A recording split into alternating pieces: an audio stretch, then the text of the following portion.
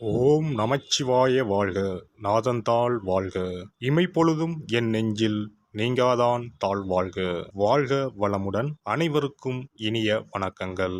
சூரியன் மகரம் ராசியில் சஞ்சரிப்பது தை மாதம் என்று அழைக்கப்படுகிறது. இதனை மகர மாதம் என்றும் அழைப்பார்கள். மகர ராசிக்குள் சூரியன் நுழைவதே மகர மாதம் ஆகும். பொதுவாக எந்த ஒரு நல்ல செயலையும் தை மாதத்தில் ஆரம்பிப்பதுதான் வழக்கம். இம்மாதத்தில் தான் சூரியன் தன்னுடைய வடதிசை பயணத்தை தொடங்குகிறார். உத்தராயண காலம் ஆரம்பமாகிறது. அதாவது தேவர்களின் உலகிற்கு தட்சிணாயனம் எனப்படும் 6 மாத இரவு காலம் முடிந்து உத்தராயணம் என்னும் 6 மாத பகல் காலம் ஆரம்பமாகும் என்பதே தை மாதத்தின் பெருமையாகும். தை பிறந்தால் வழி பிறக்கும் என்பார்கள். உத்திராடம் சிறந்த நட்சத்திரம். உத்திராடத்தில் பிள்ளையும் ஊர் எல்லையில் கொள்ளையும் என்பது பழமொழி. அதாவது உத்திராடத்தில் பிள்ளை பிறந்தால் உடனடியாக அவர்களுக்கு அருகிலேயே நிலம், வீடு அல்லது விளைநிலம் வாங்கும் யோகம் உண்டாகும். எனவே உத்திராடத்தின் ராசியான மகரத்தில் சூரியன் நுழைவது வெகு சிறப்பான ஒன்றாகும். தை மாதத்தில் பல்வேறு விரத நாட்கள் வருகின்றன.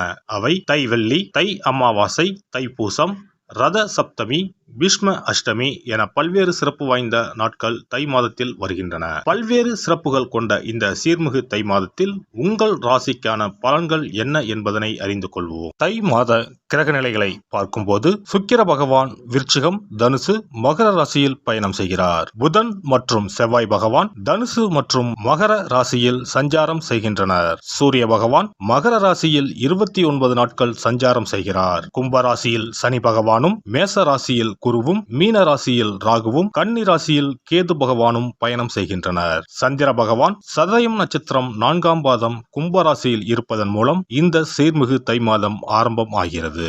இந்த கிரக அமைப்பால் உங்கள் வாழ்வில் இப்படியும் நடக்குமா என வாயை பிளக்கும் அளவுக்கு நன்மைகள் நடைபெற உள்ளன.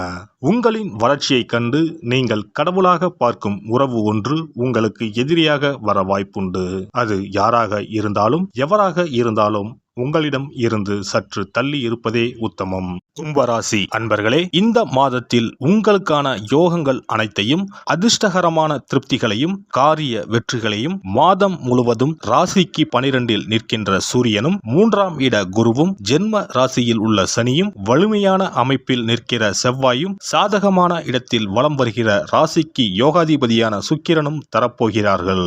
மாதம் தொடங்கி 10 தினங்கள் முடிவதற்குள் சாத்தியமில்லாத விஷயத்தில் இறங்கினாலும் சாதகமான லாப உயர்வு மாற்றங்களை அடைவீர்கள்.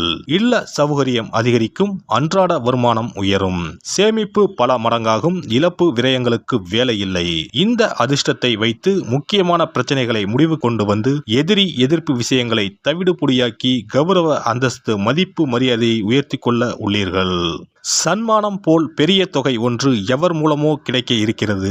அனைவருக்கும் ஆரோக்கிய சிக்கல், வைத்திய செலவு இல்லை. கடன் கொடுக்கல் வாங்கல், நாணய சமாச்சாரங்கள் எல்லாவற்றுக்கும் தீர்வு ஏற்படும். சதயம் நட்சத்திரக்காரர்களுக்கு ஏற்படுகின்ற குடும்ப நெருக்கடி, பணப்பிரச்சனை, உத்தியோக இட சிக்கல், சக நட்பு உறவுகள் சம்பந்தப்பட்ட சஞ்சலங்கள் அனைத்துக்கும் நிம்மதி காத்துள்ளது. இளம் இரு பாலாருக்கும் திருமண கனவு, எதிர்கால நிரந்தரத்திற்கான உயர்வுகளும், உத்தியோக சம்பந்த முயற்சிகளும் அதிர்ஷ்டமுடன் கைகூட உள்ளது. இம்மாதம் வருகின்ற வெள்ளி, செவ்வாய் மற்றும் சனிக்கிழமைகளில் எதிர்பாராத திருப்பங்கள் உண்டு. இம்மாதம் 3, 5, 6 மற்றும் 18, 24வது நாட்களில் விருப்பப்படுகின்ற பொன் பொருள் சேர்க்கைகளும், புதிய சொத்து பத்துகளும், மண்மனை வாங்குவதற்கான அதிர்ஷ்டங்களும் உண்டு. பெண்களுக்கு மனதில் நினைத்த எண்ணங்கள் நிறைவேறும். சுப காரியங்களில் இருந்து வந்த தடைகள் படிப்படியாக விலகும். முயற்சிக்கு ஏற்ப உத்தியோக வாய்ப்புகள் கிடைக்கும். ஆன்மீக பயணங்களை மேற்கொள்வீர்கள். குடும்பத்தில் சூழ்நிலைக்கு ஏற்ப அனுசரித்து செல்லவும். சில இடங்களில் மௌனத்தை கடைபிடிப்பது பகைமையை குறைக்கும். மாணவர்கள் கல்வியில் அலட்சியமின்றி செயல்படவும், திட்டமிட்டு படிப்பது நல்ல மதிப்பெண்களை பெற வழிவகுக்கும். அரசு தொடர்பான உதவிகள் சாதகமாக அமையும். புது விதமான ஆராய்ச்சிகளில் ஈடுபாடு ஏற்படும். வெளிநாடு சென்று படிப்பதற்கான வாய்ப்புகள் சிலருக்கு அமையும். உத்தியோகஸ்தர்களுக்கு உத்தியோக பணிகளில் கவனத்துடன் செயல்படவும். வருமான உயர்வுக்கான சூழ்நிலைகள் அமையும். ஆடம்பர செலவுகளை தவிர்ப்பது நல்லது. மற்றவர்களை நம்பி ஜாமீன் போடுவதை குறைத்துக் கொள்ளவும். சக ஊழியர்களை பற்றிய புதிய கண்ணோட்டம் ஏற்படும். பணி நிமித்தமாக எதிர்பாராத பயணங்கள் செல்ல நேரிடும். வியாபாரிகளுக்கு வியாபாரம் நிமித்தமான சிந்தனைகளும் முயற்சிகளும் மேம்படும். முதலீடு சார்ந்த விஷயங்களில் ஆலோசனை பெற்று முடிவெடுக்கவும். உபரி வருமானத்திற்கான வாய்ப்புகள் உண்டாகும். கணக்கு வழக்குகளில் கவனம் வேண்டும். வேலை ஆட்களின் தன்மைகளை அறிந்து பொறுப்புகளை ஒப்படைக்கவும். கலைத்துறையில் இருப்பவர்களுக்கு எதிர்பார்த்த வாய்ப்புகள் சாதகமாக அமையும். திறமைக்கு ஏற்ப வாய்ப்புகளை தேர்வு செய்து கொள்வது நல்லது. சக கலைஞர்களின் ஒத்துழைப்புகள் கிடைக்கும். வருமான நெருக்கடிகள் குறைந்து சேமிப்புகள் அதிகரிக்கும். அரசியல்வாதிகள் உயர் அதிகாரிகளின் பாராட்டுகளை பெறுவீர்கள். தொண்டர்களின் ஆதரவு திருப்தியை ஏற்படுத்தும். எதிராக இருந்தவர்கள் விலகிச் செல்வார்கள். பிரம்மாண்டமான வாக்குறுதிகளை தவிர்க்கவும். புதன்கிழமை தோறும் வெங்கடாஜலபதியை வழிபாடு செய்து வர மனதில் நினைத்த காரியங்கள் நிறைவேறும். திருநங்கைகளுக்கு பொருளாதார உதவிகள் செய்வதன் மூலம் செயல்பாடுகளில் இருந்த சிக்கல்கள் விலகும். இனி தை மாதத்தில் கடைபிடிக்க வேண்டிய முக்கியமான விரதங்கள் என்னென்ன என்பதனை காண்போம். தை மாதத்தில் தைப்பூசம், தை அமாவாசை, ரத சப்தமி போன்ற விழாக்களையும், பைரவ வழிபாடு, வீரபத்திரர் வழிபாடு, தை வெள்ளி வழிபாடு போன்ற வழிபாட்டு முறைகளையும் இம்மாதத்தில் பின்பற்றுகின்றனர். தை கிருத்திகை முருகப்பெருமானுக்கு மிகவும் சிறப்பு வாய்ந்த நாளாகும். கார்த்திகை பெண்களை சிறப்பிக்கும் வண்ணம் கிருத்திகை திருவிழா கொண்டாடப்படுகிறது. ஆண்டுக்கு 3 கார்த்திகை தினங்கள் மிக முக்கியத்துவம் பெறும். அவை தை மாதம் வரும் தை கிருத்திகை, கார்த்திகை மாதம் வரும் பெரிய கிருத்திகை மற்றும் ஆடி மாதத்தில் வரும் ஆடி கிருத்திகை. தை மாதத்தில் வரும் கிருத்திகையில் விரதம் இருந்து முருகப்பெருமானை வணங்கி வழிபாடு செய்தால் நிச்சயம் திருமண தடை நீங்கும். புத்திர பாக்கியம் கிடைக்கும் என்பது ஐதீகம். தை மாதத்தில் வரும் பௌர்ணமியோடு கூடிய பூச நட்சத்திரத்தில் தைப்பூசம் கொண்டாடப்படுகிறது. இந்நாளில் சிவபெருமான் மற்றும் முருக கடவுளுக்கு வழிபாடு நடத்தப்படுகிறது.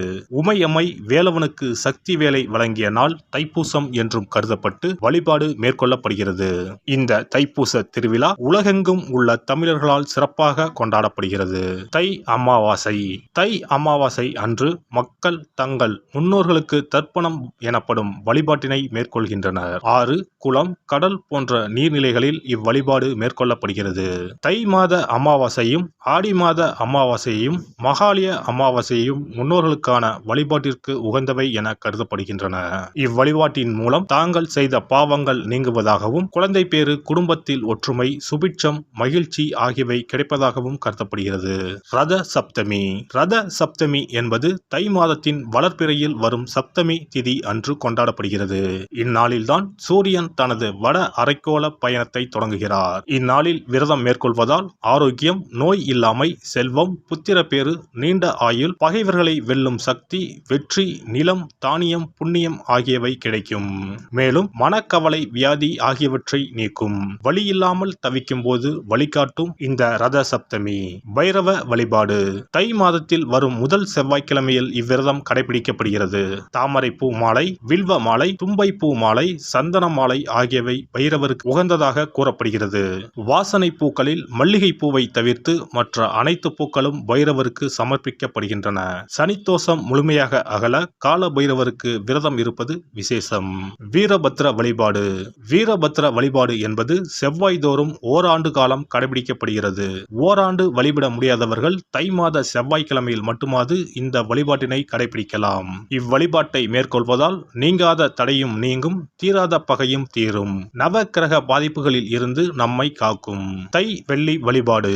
உத்தராயண காலத்தின் ஆரம்ப மாதமான தையில் வரும் வெள்ளிக்கிழமையில் அம்மன் வழிபாடு மேற்கொள்ளப்படுகிறது.